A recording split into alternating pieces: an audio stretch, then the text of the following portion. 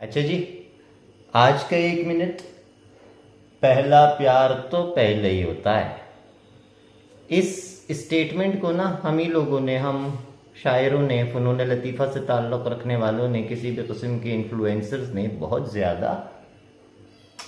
ज़्यादा ग्लैमराइज्ड कर दिया है कि पहला प्यार तो पहला ही होता है। भाई, पहला डैश तो पहले ही होता है। इस डैश में ना आप कुछ भी भर लें, the statement will remain as true.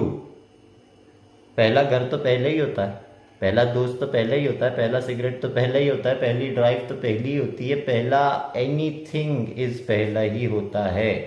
So I just want to make this statement for the generations to come, कि बहुत ज़्यादा इस बात को कि पहला प्यार तो पहले ही होता है, अपनी ज़िंदगी पे, अपने नज़रियात पर, अपने हयात पर, अपने फ़ैसलों पर बहुत ज़्यादा इस बात को हावी ना होने दीजिएगा।